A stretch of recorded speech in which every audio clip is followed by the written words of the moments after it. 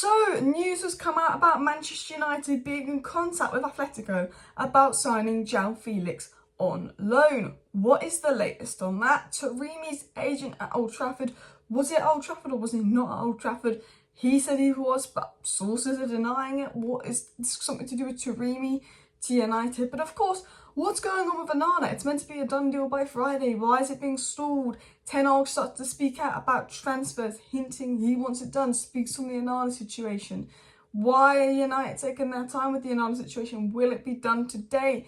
Are Inter getting annoyed and are they going to not sell Onana anymore? Lots and lots of news coming out on that.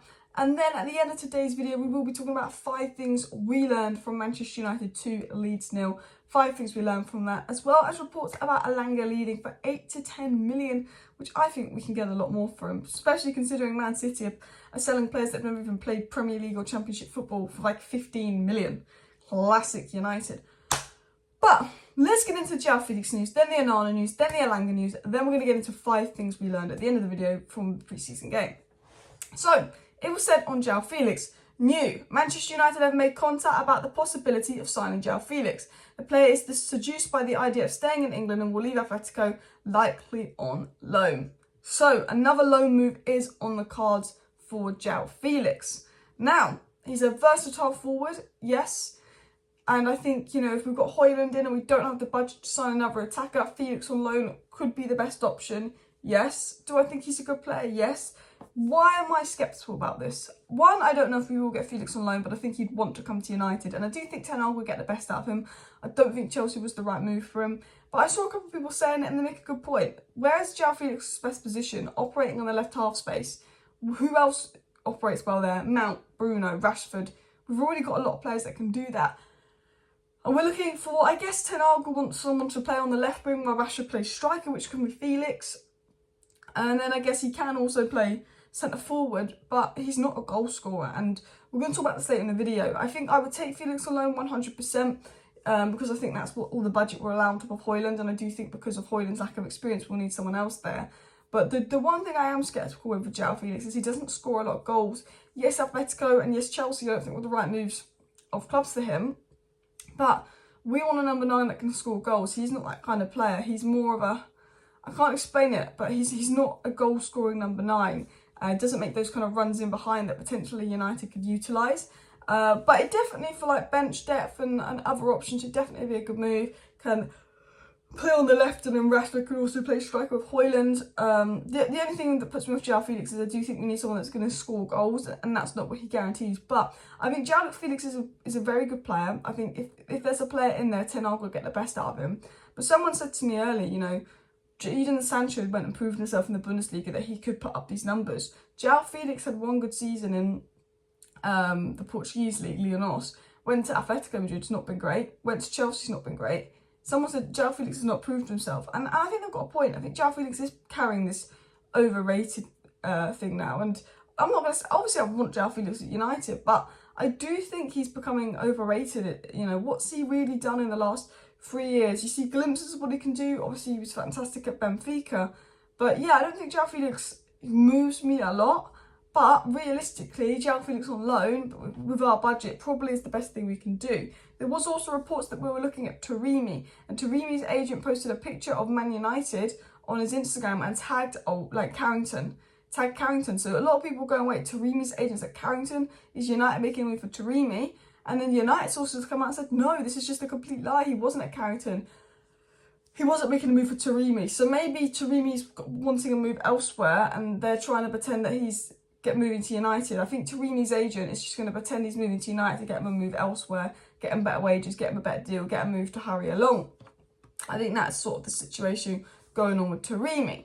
But I have to say, I do think we need another attacker on top of Højlund. I think we need another midfielder on top of Mount. It seems to be Mount, Onana, Højlund, sell another midfielder, potentially last minute loan move for Felix. United obviously interested in that. Ten Hag did want Felix in January. Romano even confirmed that. So depending on the price and stuff, Felix could be a possibility in January. And if that's what Ten Hag wants, then I'm happy with it. He does want a versatile forward. I do think Felix's strengths are already our strengths. And realistically, he doesn't feel some of our weaknesses. But, I'm not going to say no because I do think that he would be good under Ten Hag. Now, talking about Anthony Elanga could be set to leave Manchester United. It was said negotiations are taking place between Everton and Manchester United to sign Andre Onana. There are many clubs interested in him, but Everton are now favourites. And the Disco Mirror said it would take 8 to 10 million to sell the player. Okay, hear me out. I wouldn't sell Elanga. I would send him on loan to the Bundesliga. I trust Ragnick. I trust Ragnick's talent ID. I don't think Elanga's ready to play for United. It's not Palestri, it's not Garnacho. And I don't know if Elanga will ever be good enough to play for United. But I think Elanga could be a £25 million player. A £25, £30 million player with a good loan in the Bundesliga. I think good loan in the Bundesliga, good system, good club. I think he would be good in the Bundesliga. And under RB Leipzig, I think you could then make him worth about 25 million. I think now, if you do sell Elanga, we should be getting 15 million minimum. Because this City is selling players that haven't even played in the Premier League for 15 mil. You know, he's played 40 appearances for United.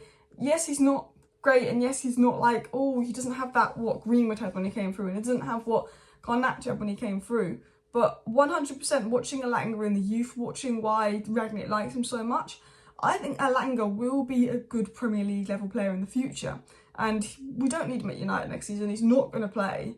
But I generally think there's going to be a player in there. He's got a lot of attributes that, in terms of hard-working team player, that's there. I don't think Everton's the right move for Elanga. I think he'd be better in the Bundesliga and then come back to the Premier League, and I think loan would be smart. But if we are going to sell Elanga, we should be getting 15 million at least. 15 million at least. 8 million. We're not selling well. We're not selling well at all. I have to say that. That's my thoughts. But enough of Elanga. What is going on with Onana? And then we're going to get into 5 things we learned versus Leeds. So, the Onana situation. Demartio said last night, if Manchester United do not make an offer for Andre Onana in the next 24 hours, Inter will consider keeping up the club. Let their games begin.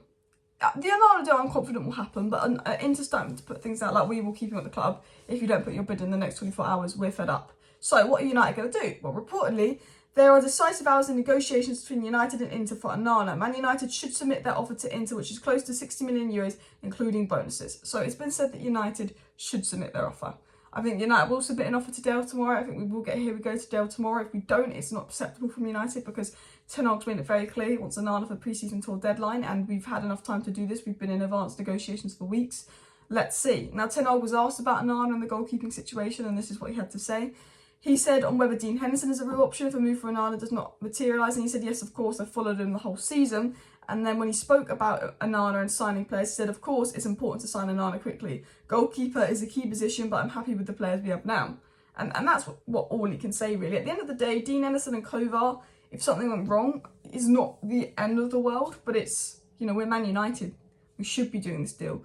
Nothing should be going wrong, if you get what I mean. And it's obvious that Ten Hag wants it done quickly. But that's my 8 minutes talking about the news. Let's spend another 3-4 minutes talking about 5 things we learned from yesterday's game. And the first thing we learned is United are deploying an attacking 4-3-3 system for next season. We kind of knew this when Ten Hag wanted to sign Mount, and this idea of this Mount, Bruno, Casemiro midfield 3, Casemiro obviously holding, Bruno and Mount obviously covering a lot of ground, pressing high up the pitch. We kind of knew that was sort of the game. But what I loved and what I saw from that was United continually trying to play forward, move the ball forward, pass the ball up the pitch, attack up the pitch. Very attacking system. And the second thing I noticed is just some of our young players, the second thing we learned, have a mad potential. Kobbie Mainoo.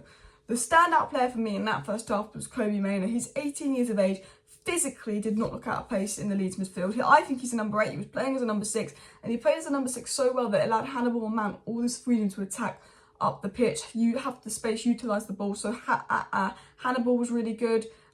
Mason Mount was really good, but Kobbie Mainoo was so calm and controlled for an 18-year-old playing as a 6, which isn't his natural position. You know, he did not look out of place. He looked absolutely unreal, and I think Kobbie Mainoo will be this player that's going to break through this season if there is one. I think the fact that Sedanik left showed how high Ten Hag rated him. Third thing we learned, we do need a striker. I think that first half we didn't score a goal. We had a lot of chances, a lot of half chances. Amma created and had a good chance. You know, United had a ball in some good areas. We were really attacking. We put some good crosses in. We don't have that number 9. We had Sancho playing centre forward, obviously, but Sancho's not a number 9. We missed that number 9 presence, and we'll see what Højlund or potentially another number 9 is set to add to United. And we need to get a striker sorted by August. The season's coming. It's a month away. We're a month away from the season, and we don't have Højlund yet. We need to get that sorted. The fourth thing we learned is that Onana is going to hit different. I mean, look how good Kovar was. Look at Kovar's distribution, getting the ball up the pitch. You know, for United, he looked really fantastic in the second half. And you can see how a modern goalkeeper and a goalkeeper that possesses those abilities on the ball helps us play. We saw it in the second half with Kovar. And I think that's exactly what Onana's going to bring, but a lot better. And I think it's really exciting. And I think Kovar, I'd keep him around as a second keeper if worse came to worse. But I think he's one of those where he's young, he's ambitious. He wants to be playing week in, week out. And he has every right to do that. And the fifth and final thing we learned is Mason Mount will be a key player. Saw a few people slacking him off, saying he's not good enough. What, 45 minutes of pre-season and you've decided you don't rate Mason Mount? Grow up. Yes, a lot of people didn't want this signing to happen, but he's a player now. Back him. Do not become them with agendas. He was good. He wasn't the best player on the pitch, but we could see the role he was going to do and we could see how important it was. He's going to cover a lot of ground. He's going to be pressing hard at the pitch, winning the ball hard at the pitch. He's going to be covering defensively. He's going to be an absolute runner, covering all these spaces. You know, he's under so many instructions, you know, got to do so many things tactically and technically that he's got a very advanced role. And I think we'll start to see that next season. And I generally think Mason Mount will be a good signing and I'm excited for it. But anyway, that is 5 things we learned from Manchester United 2, Leeds 0 and the news update. Please do smash that like button. Of course, subscribe down below if you're new. Hopefully I'll be back later with that, I was about to say Hoyland with an Onana. Here we go. Thank you for watching. Bye.